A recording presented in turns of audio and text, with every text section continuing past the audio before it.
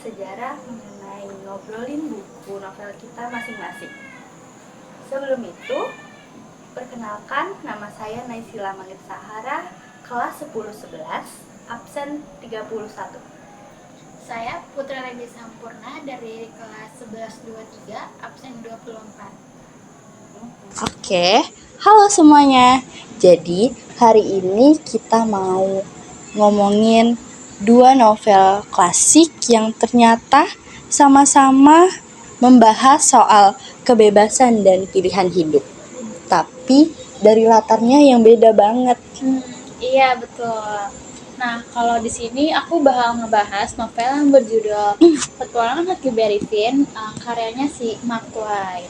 Oke, dan aku bahas Anak Bajang Menggiring Angin, karya Sindunata. Oke, teman-teman, sebelum kita bahas lebih lanjut ke dalam soal sejarah dan nilainya, bagaimana kalau aku jelasin dulu gambaran singkat ceritanya supaya kita punya konteks yang sama. Oke. Kalau novelku Anak Bajang Menggiring Angin ini sebenarnya mengangkat kisah Ramayana. Tapi bukan cuma soal perang atau kepahlawanannya. Di sini Rama digambarkan lebih manusiawi. Kita bisa lihat perjuangannya melalui perjuangan batinnya ya. Terutama saat dia sulit untuk memilih antara perasaan pribadinya dan tanggung jawabnya sebagai calon pemimpin. Nah, kalau di novelku, Petualangan Huckleberry Finn ini itu ceritanya seorang anak laki-laki yang bernama Huck. Jadi si Huck ini tuh kayak pengen kabur dari kehidupannya dan berpetualangan di Sungai Pasifik. Nah, di dalam perjalanan itu si Huck ini bertemu dengan Jim. Kebetulan si Jim ini tuh dia tuh budak yang kabur juga demi kebebasan. Jadi awalnya mereka berdua cuma berpetualangan biasa, namun karena mereka melalui banyak rintangan yang tantangan di tengah perjalanan itu, mereka berdua tuh kayak jadi dapat moral dan kemanusiaan. Oke, jadi setelah kita tahu garis besar ceritanya, gimana kalau kita sekarang melihat dari konteks sejarah? Kalau dilihat dari latarnya ya, novelku ini berlatar zaman kerajaan kuno dengan sistem feodal. Rajanya nih punya kekuasaan besar dan dihormati sebagai simbol moral. Ini mirip banget dengan sistem kerajaan Hindu-Buddha yang pernah kita pelajari di pelajaran sejarah. Nah, kalau dari novelku ini, dilihat dari latarnya itu kayak sebelum dari Perang Saudara Amerika, di mana masa perbudakan itu tuh kayak masih sangat legal di selatan. Jadi ceritanya si Jim ini tuh benar-benar kayak pas banget di kondisi sejarah saat itu. Oke, wow, menarik ya dua-duanya. Sama-sama nunjukin sistem sosial yang kuat banget mempengaruhi hidup tokohnya. Iya, betul. Nah, bedanya itu kalau aku itu novelnya bercerita tentang soal rasisme dan perbudakan, kalau kamu bercerita tentang kebebasan dan kerajaan. Oke, karena masyarakat dan sistemnya seperti itu ya, otomatis nih nilai dan pemikiran tokoh utamanya pun terbentuk. Apalagi nih soal tanggung jawab dan kewajibannya. Kalau menurutku nih, Rama itu pegang banget nilai dharma atau kewajibannya. Nah, dia tuh lebih milih tanggung jawab daripada kepentingan pribadinya. Bahkan ya, walaupun itu menyakitkan buat dia.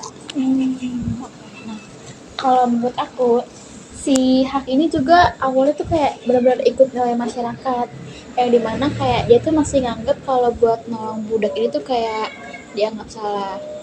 Tapi setelah dia kayak menyadari bahwa si Jim ini tuh adalah manusia juga, jadi dia memilih untuk ikut hati nurani dia untuk tetap nolongin si Jim. Oke. Nah, kalau dibandingkan nih sama zaman sekarang ya, kita mungkin lebih bebas milih jalan hidup yang pilihan kita gitu loh. Tapi di dua cerita ini tuh kayak tokohnya terikat banget sama sistemnya.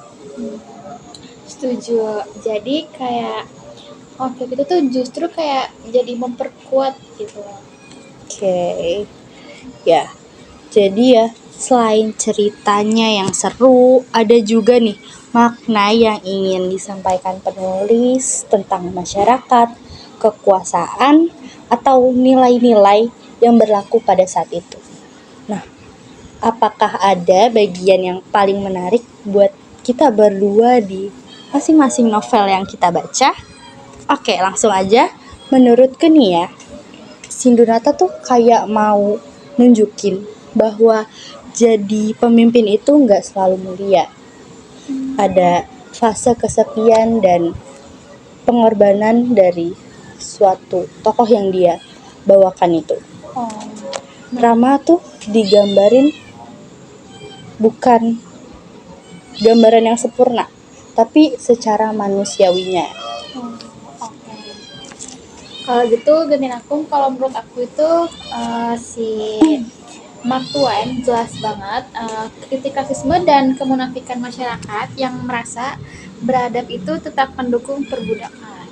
Oke, nah kalau ditanya apa sih bagian yang paling berkesan buat aku, buat novelku ini tuh pada saat Rama harus menghadapi pilihan berat antara perasaan dan kewajibannya. Nah, itu bikin aku mikir, ternyata jadi simbol harapan orang banyak itu nggak gampang. Iya sih pasti. Kalau bagian yang paling menyentuh buat aku tuh kayak waktu si Hak ini kayak sadar dia tuh melakukan demi nolong Jim tuh benar-benar kayak dari hati nuraninya dia. Oke, aku mau tanya nih, menurut kamu Hak itu pahlawan atau cuma anak yang kebetulan ada di situasi sulit pada saat itu? Kalau menurut aku ya, si Hak ini tuh berkembang jadi pahlawan karena dia tuh kayak berani mikir sendiri. Kalau Rama menurut kamu gimana? Menurut aku nih, Rama itu pahlawan, tapi juga korban dari suatu kekuasaan. Dia tuh hebat, tapi tetap manusia yang terikat aturan. Jadi, menurutmu nih ya, siapa yang lebih berat jalani hidupnya? Hak atau Rama? Kalau menurut aku, Hak itu kan hadapi tekanan dari moral dan masyarakat. Nah, kalau si Rama ini tuh harus memikul beban sebagai harapan dan banyak orang. Jadi dua-duanya benar-benar kayak berat, cuman beda jenis bebannya aja. Iya ya, setuju. Terus nih, kalau mereka hidup di zaman sekarang, siapa yang bakal lebih gampang ambil keputusan? Oke.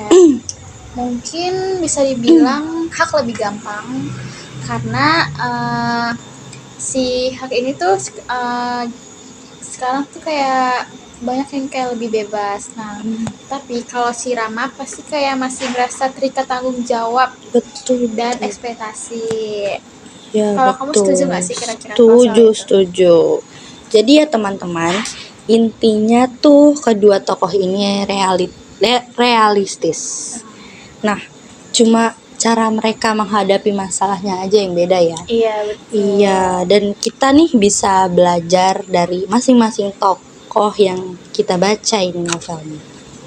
Oke, teman-teman, setelah kita bahas cerita, sejarah, nilai tokoh, dan pesan sosialnya, sekarang kita nih mau kasih sedikit rekomendasi.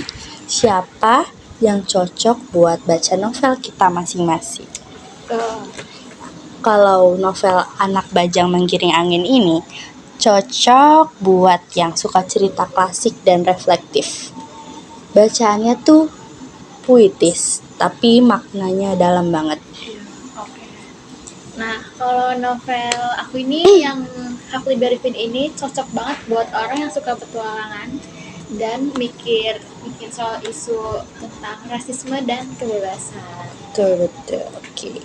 Nah, tapi ya, walaupun novel kita nih beda latar, yang satunya sistem kerajaan, yang satunya lagi tentang Amerika di abad ke-19, namun dua-duanya nih tuh sama-sama bahas tentang kebebasan dan pilihan moral. Ya, betul banget. Nah, itu tuh kayak bikin novel kita tuh masih relevan sampai sekarang. Oke, teman-teman, selesai sudah diskusi kita tentang novel ini.